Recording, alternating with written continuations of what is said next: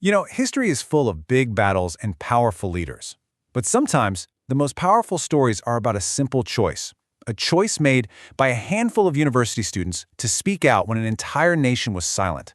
This is the story of the White Rose, and their decision that their conscience was worth more than their lives. To really get this story, let's start at the very end. I want you to picture the scene. It's the University of Munich, February 18, 1943. You're holding a suitcase full of paper. But these aren't just notes for a class, no. Every single sheet calls the leader of your country a mass murderer. You know that if you're caught, you will be executed. And yet you and your brother push a whole stack of these leaflets over a railing, and you just watch as they flutter down like a defiant snowstorm in the heart of the university. That single act, well, it sealed their fate. So why? Why on earth would they take a risk like that? To understand it, you have to understand the world they grew up in. By the late 1930s, Nazi Germany wasn't just a country. It was a militarized community, a place where everyone's mind was being re-engineered from the ground up. And for kids like Hans and Sophie Scholl, the brother and sister at the center of this story, the state got its hands on them very, very early. The psychology of this is just fascinating and terrifying. From the time they were children, kids were funneled into groups like the Hitler Youth. They were taught that violence was not just okay, it was sacred. They called it the spirit of the bayonet.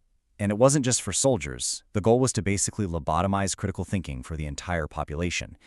And at first, Hans and Sophie, they bought into it. Hans was even a troop leader.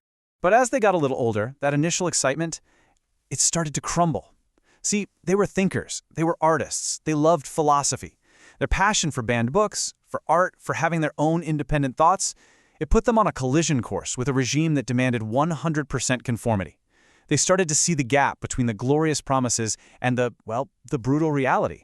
They started seeing the cracks in the perfect facade of the Third Reich. The real turning point, though, the moment that changed literally everything, came during the war. Hans and a few of his friends, they were sent to serve as medics out on the Eastern Front. And what they saw there, it was not the heroic crusade that the propaganda had promised them, not even close. The disconnect was just staggering. Back home, the radios were blaring these stories of heroic sacrifices and non-stop victories. But on the ground, these students were witnessing the raw, uncensored reality. Massacres of civilians, Jewish people being deported to their deaths, war crimes on a truly industrial scale. This whole civilizing undertaking was a monstrous lie. After you see that level of horror, you can't just go back to your old life. You can't unsee it. When they got back to the university, they weren't just kids anymore. They were witnesses, and they were carrying this incredibly heavy moral burden. They knew they had to do something. And that moral burden, pretty soon, it became organized resistance. Back in Munich, they started a secret group. They called it the White Rose. And their weapon of choice? It wasn't a gun. It wasn't a bomb. It was the truth, printed on a simple piece of paper. Now, the process sounds simple, right? But the courage it took was just immense. Imagine being in a dark basement using a little hand-cranked duplicating machine to print thousands of these leaflets, all designed to appeal to the conscience of the German people. And all the while, the Gestapo, the secret police, is everywhere. One mistake, one person who talks, and it's over. Torture, then death. And this was their message. It wasn't really a call for a political revolution. It was a moral alarm bell. They were basically shouting, "Hey, we are your bad conscience." They were trying to wake up a nation that had been put to sleep by propaganda and fear, trying to remind them that they still had a choice, even if the state wanted them to forget it. By early 1943, things were starting to shift. Germany had just suffered this catastrophic, unthinkable defeat at Stalingrad. That whole myth of being invincible was shattering. And Hans and Sophie, they thought, okay, this is it. This is our moment. They believed if they could just create a spark, maybe, just maybe, others would finally rise up. Just look at how fast this all happens. It's breathtaking. Within a single month, the entire context of the war changes, they carry out their most daring act, and they're executed. There was no long, drawn-out legal process. The system they were fighting moved with absolutely terrifying speed. And their capture, it came down to one man, a university janitor, a loyal Nazi party member. He saw the papers fall, and he didn't even hesitate. He ran, blocked the doors, and called the Gestapo. It's such a chilling reminder that a totalitarian state doesn't just run on secret police, it runs on ordinary people willing to enforce the silence. So what happened next wasn't justice. It was just a performance of justice. They were arrested, they were brutally interrogated, and they were put through this sham trial that really only had one purpose: to make an example out of them. But here's the thing. Even staring death right in the face, they did not break. This quote from Sophie, which she said to her interrogators, is just incredible. She's not begging for her life, she's explaining her moral logic. For her, the choice was crystal clear.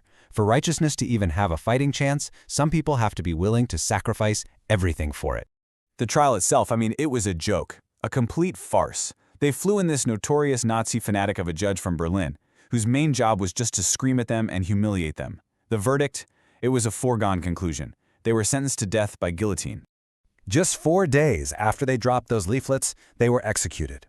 And as the blade was about to fall, Hans Scholl shouted his last words. It wasn't a cry of defeat. It was a declaration that even though their lives were about to end, the idea they died for, freedom, was not going. So, you have to ask, did they fail? They didn't stop the war. They didn't overthrow the regime. But their story, it didn't end with their deaths. In a lot of ways, that's where its real power began. Because their words found a very unlikely messenger. The Allies got a hold of a copy of their 6th and final leaflet, and recognizing just how powerful it was, the British Royal Air Force printed millions of copies and then dropped them from planes all over Germany. The voice that the Nazis tried so desperately to silence became louder than Hans and Sophie could have ever possibly imagined. So what do we take away from their sacrifice today? Well, their story is this incredible reminder that a person's conscience can survive even under the most total repression. But it's also a warning, right? The patterns they fought against, the twisting of truth, the glorification of violence, the demand for absolute conformity, those things aren't just stuck in history books. Recognizing those patterns, wherever they pop up today, that's the first step in resisting them. And that brings us to the really tough central question. When you're up against a system that is monstrously powerful, what is the real value of an individual moral sacrifice? Was what the White Rose did a truly effective act of resistance that helped plant the seeds for a better future? Or was it a beautiful, tragic, and, in the end, a futile gesture? It's a question that's worth thinking about long after this is over.